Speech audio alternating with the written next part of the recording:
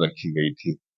तो this is under process, right. Bill तो पारित नहीं, देखिए, हाँ। और निश्चिंत रहें, हम हमारे नेता ने जो काम किया है इस समुदाय के लिए, उतना शायद किसी लीडर ने पूरे भारत में नहीं किया होगा।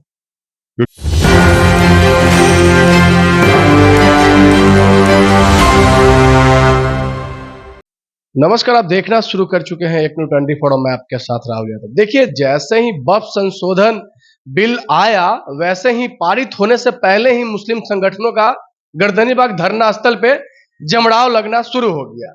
सरकार के विरुद्ध में वो तमाम बातें कह रहे हैं मुस्लिम संगठन और कम्युनिटी के लोग, लेकिन सबसे बड़ा दिलचस्प बात यह है, जो विपक्ष में जो सरकार है अभी राष्ट्रीय जनता दल, वो भी मुस्लिम कम्युनिटी के सपोर्ट में और ये जो वक्फ संशोधन अधिनियम जो बिल आया है उसके अगेंस्ट में खड़े होते नजर आ रहे हैं।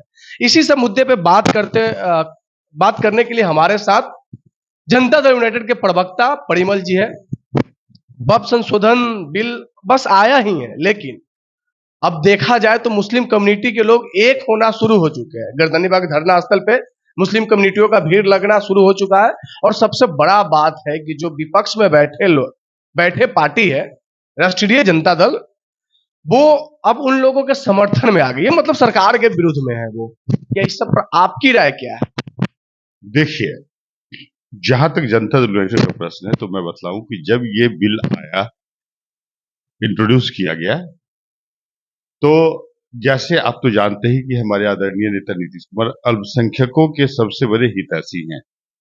मतलब हो हल्ला में विश्वास नहीं करते हैं, लेकिन यह सुनिश्चित करना चाहते हैं कि किसी भी धार्मिक संप्रदाय के भावनाओं को आहत नहीं किया जाए और सभी का सम्मान सुनिश्चित किया जाए। यही कारण है कि जब ये विधेयक आया था, बिल आया था बिल के रूप में, तो हमारे नेता ने जितने भी स्टेक होल्डर्स थे उनकी मीटिंग बुलाई थी, उनको इनवाइट किया गया था यहाँ, और उनके मतों को जानने का प्रयास किया गया। और उन मतों के आधार पर उन लोगों ने जो मत दिया था उसके अनुरूप पर्टिकुलरली जेपीसी में अपनी बात रखी गई थी। तो this is under process, right. Bill तो पारित नहीं, देखिए, हाँ। और निश्चिंत रहें, हम हमारे नेता ने जो काम किया है इस समुदाय के लिए, उतना शायद किसी लीडर ने पूरे भारत में नहीं किया होगा। क्योंकि हमारे नेता के बारे में तो जानते ही है, zero tolerance against crime, corruption and communalism, और सर्वधर्म समभाव, सबके साथ सभी धर्मों का संवर्धन करना, ये उनकी नीति रही है। आप देखिए ना, जहां तक माई जैसे ये राजद जैसी पार्टी है, वो माई समीकरण के आधार पर लंबे एमवाई समीकरण के आधार पर लंबे समय तक सत्तासीन रही। लेकिन ये दंगाई पार्टी है आरजेडी, आप तो जानते ही हैं। लेकिन हाँ, ये एकदम दंगाई पार्टी, क्योंकि पूरे राजद शासन काल के दौरान, पति पत्नी के शासन के दौरान लगभग 120 से अधिक दंगे हुए, धार्मिक दंगे हुए, कितने लोग मारे गए आप देखिए। और आपको याद ही होगा कि 1989 से 90 के बीच जो है, जो दंगे भागलपुर में हुए थे, उस समय कांग्रेस की सरकार थी। और उसके बाद जब माई समीकरण और अल्पसंख्यक भाइयों के मत को लेकर जब राष्ट्रीय जनता दल सत्ता में आई, तो उन्होंने सफरर्स, जो भागलपुर दंगे के जो सफर किए थे, जिनकी हत्या हुई थी, जो विस्थापित थे, उसके लिए कुछ नहीं किया, मात्र भय दिखलाती रही।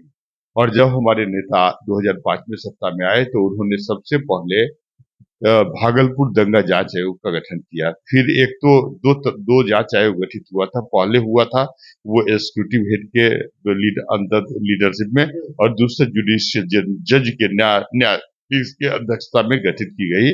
और उनके जो प्रतिवेदन आए, उसके अनुरूप निर्णय लिए गए। आपको पता ही होगा कि लगभग 975 लोग जिनकी हत्या हुई थी या वो लापता थे, उनके परिवारों को आर्थिक और सामाजिक सुरक्षा उपलब्ध कराने के उद्देश्य से हमारे आदरणीय नेता नीतीश कुमार ने नहीं, एक्चुअली उनको पेंशन देने का काम किया।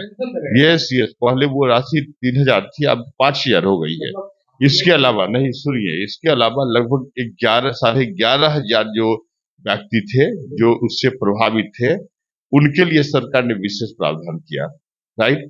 फिर आप देखिए, भागलपुर दंगे के अलावा हम आपको बतला दें कि जहां तक वक्फ संपत्ति का प्रश्न है, तो जब तक हमारे आदरणीय नेता यहाँ अल्पसंख्यकों को सम्मान हम लोग देते हैं, अल्पसंख्यकों को साथ लेकर बढ़ते हैं, और जनता दल यूनाइटेड जो है, यह हमारे आदरणीय नेता संपूर्ण बिहार वासियों को अपना परिवार मानती है।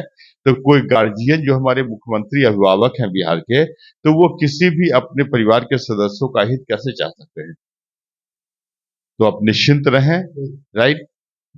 हम लोगों ने जो विभिन्न स्टेक होल्डर से जो उनके मत प्राप्त किए थे माइनॉरिटी कम्युनिटी के लीडर से, उसको हम लोगों ने प्रभावी रूप से जेपीसी में रखा है। अभी तो बिल पास भी नहीं हुआ है।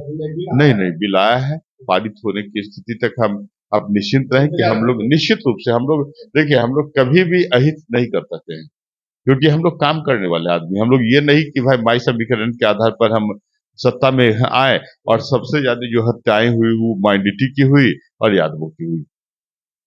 देखिए, तो ये साफ साफ करें कि जब तक हमारे नेताजी हैं तब तक वक्फ बोर्ड की संपत्ति पे आंच नहीं आ सकती है। हम लोग हमेशा से अल्पसंख्यकों के बारे में सोचते, उनके हितैषी हैं। आप निश्चिंत रहिए, अभी बिल आया है, अभी बिल लागू भी नहीं हुआ है। बाकी आप इनके बात से कितना सहमत है, अपनी प्रतिक्रिया कमेंट बॉक्स में जरूर बताइएगा। तब तक के लिए देख रहे थे न्यूज़ 24, मैं आपके साथ राहुल यादव।